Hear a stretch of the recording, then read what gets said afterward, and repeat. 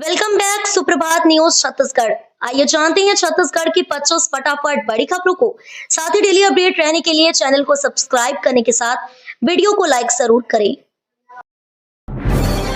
भगवान बिरसा मुंडा की 150वीं जयंती पर आज पूरे प्रदेश में मनाया जाएगा जनजातीय गौरव दिवस। छत्तीसगढ़ में भगवान बिरसा मुंडा की 150वीं जयंती इस वर्ष विशेष रूप से मनाई जाएगी। राज्य सरकार ने आज 15 नवंबर को पूरे प्रदेश में जनजातीय गौरव दिवस को भव्य रूप से आयोजित करने के निर्देश जारी किए हैं। सभी जिला मुख्यालयों में बड़े कार्यक्रम होंगे, जिनमें मुख्यमंत्री, उप मुख्यमंत्री, मंत्री, सांसद और विधायकों की उपस्थिति रहेगी। जनजातीय गौरव दिवस के दौरान प्रधानमंत्री नरेंद्र मोदी का संबोधन यूट्यूब और डीडी न्यूज के माध्यम से लाइव प्रसारित किया जाएगा। वहीं मुख्यमंत्री का संदेश पत्र कार्यक्रम में पढ़ा जाएगा। मुख्यमंत्री साय ने किसानों को आवश्यक सुविधाएं उपलब्ध कराने के दिए निर्देश। राज्य में आज 15 नवंबर से समर्थन मूल्य पर धान खरीदी को लेकर सभी खरीदी केंद्रों में आवश्यक तैयारियां पूरी कर ली गई हैं। मुख्यमंत्री विष्णुदेव साय ने कहा कि किसानों को धान विक्रय में किसी भी प्रकार की परेशानी न हो, इसका विशेष रूप से ध्यान रखा जाए। उन्होंने उपार्जन केंद्रों में किसानों की सुविधा हेतु सभी आवश्यक व्यवस्थाएं सुनिश्चित करने के निर्देश अधिकारियों को दिए। जिलों में कलेक्टरों के मार्गदर्शन में सहकारिता, मार्कफेड एवं खाद्य विभाग द्वारा धान खरीदी की व्यवस्था को लेकर सभी आवश्यक प्रबंध किए जा रहे हैं। रायपुर में आबकारी विभाग की समीक्षा, 12,500 करोड़ रुपए राजस्व लक्ष्य के लिए कड़े निर्देश। छत्तीसगढ़ के नवा रायपुर में आबकारी विभाग की समीक्षा बैठक आयोजित की गई, जिसमें विभागीय कार्यों का विस्तार से मूल्यांकन किया गया। बैठक में सभी जिलों, उड़नदस्ता दल, Chhattisgarh state market corporation limited के प्रतिनिधियों सहित विभाग के वरिष्ठ अधिकारी शामिल रहे। वहीं सचिव सह आयुक्त आर संगीता ने अधिकारियों को वित्तीय वर्ष 2025-26 के लिए निर्धारित 12,500 करोड़ रुपए के राजस्व लक्ष्य को हर हाल में हासिल करने के निर्देश दिए। छत्तीसगढ़ की सर्द हवाओं ने बढ़ाई कंपकपी, 17 नवंबर तक कड़ाके की ठंड बरकरार। छत्तीसगढ़ में बीते 3 दिनों से लगातार बढ़ रही सर्दी ने जनजीवन पर असर डाल दिया है। सुबह और रात के समय कंपकपी बढ़ गई है। हालांकि मौसम वैज्ञानिकों का कहना है कि अगले 72 घंटे बाद प्रदेश को ठंड से थोड़ी राहत मिल सकती है, क्योंकि पश्चिमी विक्षोभ के प्रभाव से नमी बढ़ेगी और तापमान में हल्की बढ़ोतरी दर्ज की जाएगी। फिलहाल 17 नवंबर तक लोगों को तेज ठंड का सामना करना पड़ेगा। उत्तरी हिस्सों से लगातार शुष्क और ठंडी हवा बह रही है, जिसके कारण न्यूनतम तापमान में लगातार गिरावट हो रही है।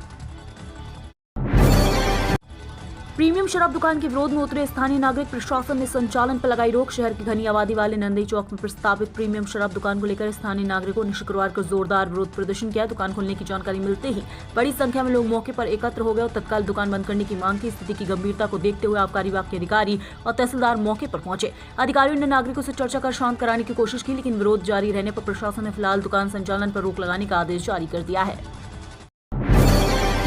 बिहार चुनाव में एनडीए के ऐतिहासिक प्रदर्शन पर जश्न में डूबा साय कैबिनेट। बिहार विधानसभा चुनाव में भाजपा नीत एनडीए की ऐतिहासिक प्रदर्शन पर मुख्यमंत्री विष्णुदेव साय का पूरा कैबिनेट जश्न मना रहा है और आज हो रही है कैबिनेट की बैठक के पहले मुख्यमंत्री विष्णुदेव साय ने मंत्रिमंडल के तमाम सदस्यों को मिठाई खिलाकर एनडीए के प्रदर्शन पर बधाई दी। बता दें कि दोपहर 1:30 बजे तक बिहार विधानसभा चुनाव में सामने आए रुझान में एनडीए को 201 सीटों पर बढ़त बना चुकी है। वहीं राष्ट्रीय जनता दल ने महागठबंधन 36 सीटों पर संघर्ष करे, जिससे राजद 27 सीटों पर, कांग्रेस 4 सीटों पर, अन्य 5 सीटों पर बढ़त बनाए हुए हैं।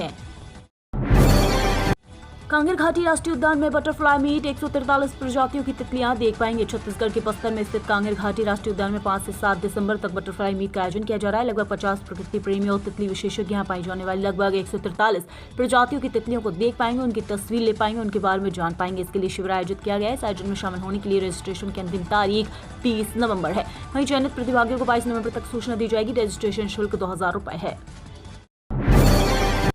अवैध रेत उत्खनन करते 22 ट्रैक्टर और 2 लोडर मशीन जब्त। जांजगीर जिले में अवैध रेत उत्खनन करने वाले माफियाओं के खिलाफ लगातार खनिज और राजस्व विभाग की कार्यवाही जारी है। बंद पड़े रेत घाटों में अवैध रेत उत्खनन करवाया जा रहा है। कई जगह पंचायत के प्रतिनिधियों के द्वारा ही अवैध उत्खनन करवाया जा रहा है। ऐसे में अलग अलग जगह पर कार्रवाई कर 22 ट्रैक्टर और 2 लोडर जब्त किए गए हैं। जिले में बेखौफ माफिया बंद पड़े घाटों से भी अवैध रेत उत्खनन करने में जुटे हैं, जिसमें केरा कछार घाट का ठेका खत्म हुए 3 साल से अधिक समय हो गया है।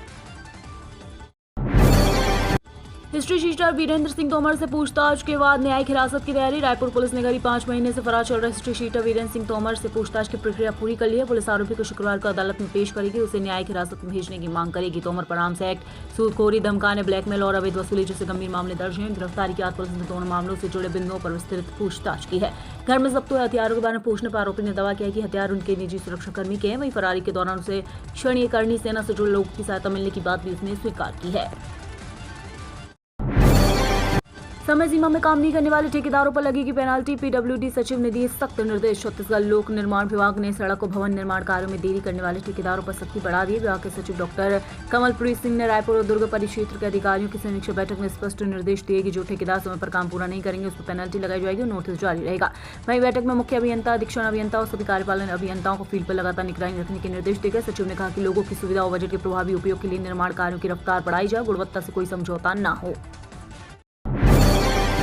बिलासपुर में सिंचाई विभाग में 53 लाख का एपीएस घोटाला। बिलासपुर में सिंचाई विभाग में 53 लाख रुपए का एपीएस घोटाला सामने आया। विभाग के अफसरों ने नियमों को दरकिनार कर ठेकेदार को एपीएस की राशि का भुगतान कर दिया, जबकि अभी तक ठेकेदार ने काम पूरा ही नहीं किया है। मामला कोटा डिवीजन में दवेना एनीकट निर्माण का है। अब अनियमितता सामने आने पर कार्यपालन अभियंता ने ठेकेदार के फाइनल बिल का भुगतान रोकने का दावा किया है। बताया जा रहा है कि एपीएस की राशि विभाग में जमा नहीं कराई जाएगी, तब ये फाइनल पेमेंट नहीं होगा।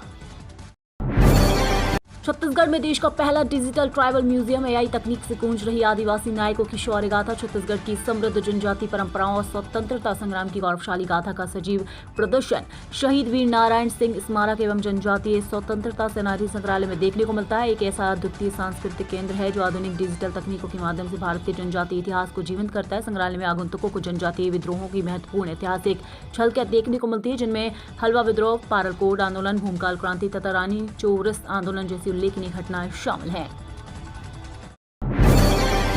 राष्ट्रपति द्रौपदी मुर्मू को 20 को आएंगी अंबिकापुर। कमिश्नर और आईजी ने किया तैयारियों का निरीक्षण। राष्ट्रपति द्रौपदी मुर्मू का 20 नवंबर को सरगुजा जला आगमन कार्यक्रम प्रस्तावित है। राष्ट्रपति के प्रवास की तैयारी को लेकर शुक्रवार को सरगुजा संभागायुक्त नरेंद्र दुग्गा एवं पुलिस महानिरीक्षक दीपक झा ने स्थलों का निरीक्षण किया। इस दौरान कलेक्टर विलास भोसकर एवं वरिष्ठ पुलिस अधीक्षक राजेश अग्रवाल सहित जिला प्रशासन के अधिकारी उपस्थित रहे। दूसरी बार है जब सरगुजा की धरती पर किसी राष्ट्रपति का आगमन हो रहा है।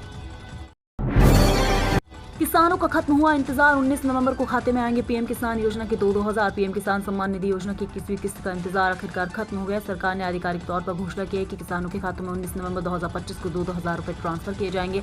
इसकी जानकारी पीएम किसान योजना के एक्स के आधिकारिक अकाउंट पर साझा की गई। सरकार ने बताया कि किसान कई महीनों से इस किस्त का इंतजार कर रहे थे और अब 19 नवंबर को ये राशि उनके बैंक खातों में पहुंच जाएगी। इसके साथ ही सरकार ने रजिस्ट्रेशन को लेकर भी एक महत्वपूर्ण सूचना जारी की है।